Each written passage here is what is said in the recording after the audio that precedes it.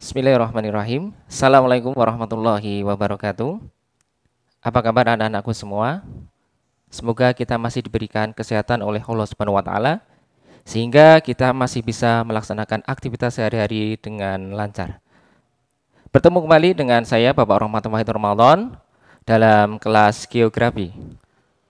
Pada kesempatan hari ini kita akan belajar bersama-sama mengenai materi pengetahuan dasar pemetaan, penginderaan jauh, dan sistem informasi geografi. Sebagai pembukaan, mari kita diskusikan terlebih dahulu mengenai apa itu pengertian dari peta melalui gambar di slide berikut ini.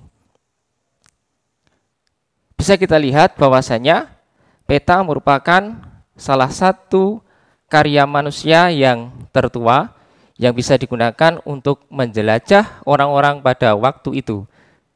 Sehingga wilayah-wilayah yang ada di belahan bumi yang lain bisa dijangkau dan bisa direncanakan perjalanannya. Untuk selanjutnya, mengenai pengertian peta, bisa dijelaskan melalui 3 kriteria. Yang pertama adalah bidang datar, yang kedua adalah proyeksi, dan yang ketiga adalah skala.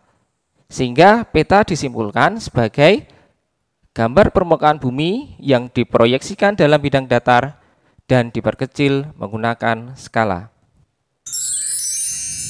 Untuk selanjutnya, ketika peta-peta tersebut dalam suatu wilayah dikumpulkan menjadi satu dalam bentuk buku, sebagaimana yang kita ketahui saat ini disebut dengan atlas.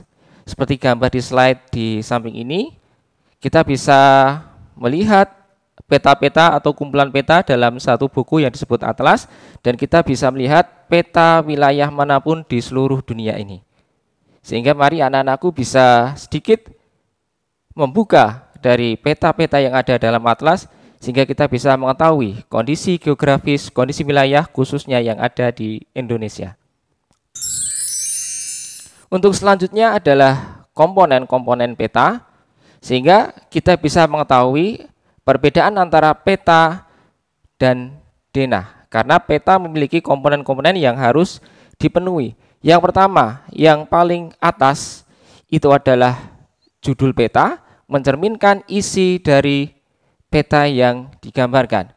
Yang kedua adalah peta inset atau peta yang menunjukkan posisi atau kedudukan yang lebih luas dengan peta yang sebenarnya.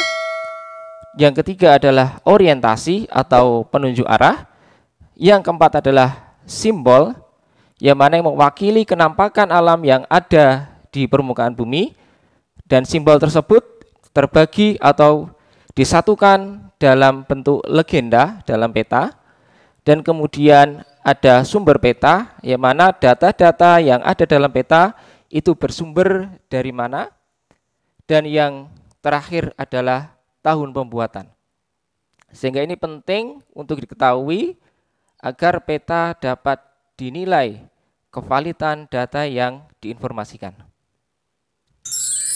Untuk selanjutnya, seperti yang kita ketahui anak-anakku, ada juga bentuk tiruan bumi yang dibuat sedemikian rupa seperti aslinya yang disebut dengan globe. Sehingga kalau peta tadi adalah dalam bidang datar, sedangkan globe bentuk tiruan bumi yang dibuat sedemikian rupa mirip dengan bentuk aslinya. Untuk selanjutnya anak-anakku, proyeksi peta. Proyeksi peta digunakan untuk penggambaran bentuk permukaan bumi yang nanti akan ditransformasikan dalam bidang datar. Dan dalam proyeksi peta ini ada 3 macam proyeksi. Yang pertama adalah proyeksi zenital yang bagian A. Yang kedua adalah proyeksi kerucut. Dan yang ketiga adalah proyeksi silinder, yang mana dari masing-masing proyeksi memiliki kelebihan dan kekurangan masing-masing sesuai dengan tujuan pembuatan peta.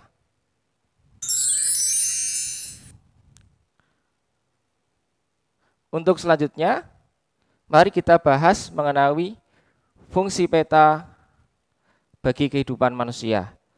Dan ini memang tidak kalah penting meskipun pada era sekarang ini sudah era digital, kita sudah mengenal aplikasi Google Map, Google Earth dan sebagainya, tapi pada dasarnya aplikasi tersebut mengambil fungsi dari peta pada umumnya. Yang pertama adalah menunjukkan posisi atau lokasi tempat di permukaan bumi. Sebelum ada aplikasi tersebut masih menggunakan peta. Yang kedua, mendeskripsikan bentuk dan persebaran berbagai gejala di permukaan bumi.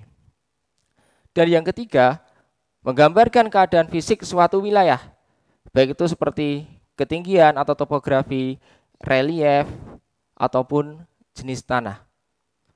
Dan yang keempat atau yang terakhir adalah menyajikan jumlah dan persebaran berbagai kenampakan sosial, seperti budidaya, jumlah penduduk, ataupun persebaran penduduk, serta pola persebaran permukiman. Untuk selanjutnya anak-anakku, mari kita masuk ke pembahasan penginderaan jauh. Seperti gambar pada slide di samping, bisa kita lihat bahwasanya itu adalah gambar permukaan bumi apabila dipotret atau difoto dari udara. Sehingga bisa diartikan penginderaan jauh adalah pengukuran atau perolehan informasi dari berbagai sifat objek atau fenomena dengan menggunakan alat perekam yang secara fisik tidak terjadi kontak langsung atau bersinggungan dengan objek atau fenomena yang dikaji. Atau secara garis besar, penginderaan jauh adalah perekaman objek yang ada di permukaan bumi dengan menggunakan alat bantu seperti kamera yang bisa digunakan kepentingan tertentu. Gambar di samping adalah komponen penginderaan jauh yang mana terdiri dari sumber tenaga. Bisa dilihat di bagian sumber tenaga ini berasal dari energi sinar matahari. Dan yang kedua adalah atmosfer, ini sebagai media untuk penghantar sumber tenaga. Ada juga sensor sebagai alat bantu untuk perekam objek yang ada di permukaan bumi. Dan ada objek yang dijadikan sebagai patokan atau objek yang akan dijadikan sebagai media. Terus yang terakhir adalah pengguna atau user. Dalam hal ini digunakan untuk kepentingan tertentu.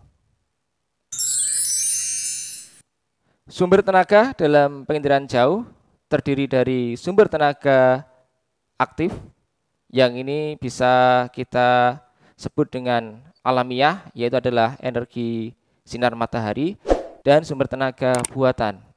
Bisa kita lihat sebagai misalkan kalau kita memotret menggunakan blitz ataupun sumber cahaya dari non matahari.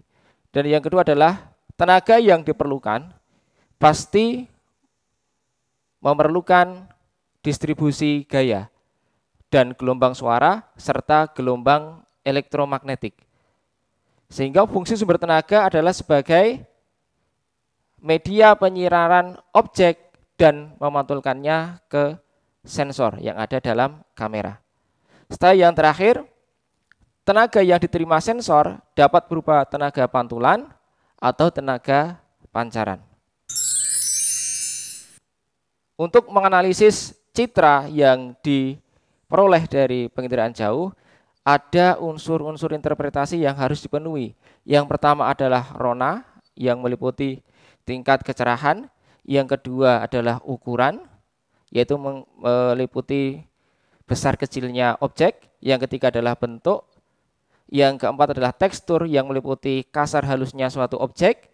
Dan yang kelima adalah bayangan. Yang keenam adalah pola, susunan keteraturan. Dan yang terakhir adalah lokasi geografis dan asosiasi atau keterkaitan objek yang satu dengan yang lainnya. Untuk selanjutnya anak-anakku, kita sedikit membahas tentang sistem informasi geografis terdiri dari 3 kata, yaitu sistem, informasi, dan geografi. Sehingga bisa disimpulkan, sistem informasi geografi merupakan suatu jaringan kegiatan mulai dari pengumpulan, manipulasi, pengolahan dan analisis sehingga menjadi suatu sistem informasi. Dan sistem informasi geografis meliputi 3 komponen. Yang pertama adalah sistem komputer yang terdiri dari hardware dan software, yaitu perangkat keras dan perangkat lunak. Yang kedua adalah pelaksana atau sumber daya manusia, dan yang ketiga adalah data spasial.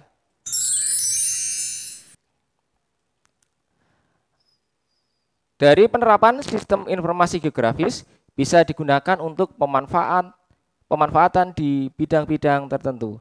Yang pertama seperti di bidang hidrologi, oceanologi, dan pemetaan cuaca dan iklim.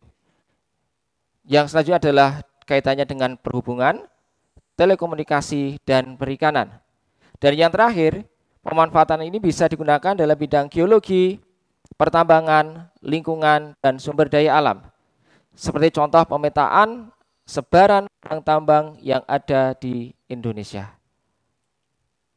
Demikian anak-anakku pemaparan singkat mengenai materi bab kedua ini. Apabila ada pertanyaan yang mungkin mengganjal di pikiran anakku semua, silakan langsung berkomentar di kolom komentar di bawah ini. Sekian dari saya, apabila ada kesalahan saya mohon maaf sebesar-besarnya. Terima kasih. Assalamualaikum warahmatullahi wabarakatuh.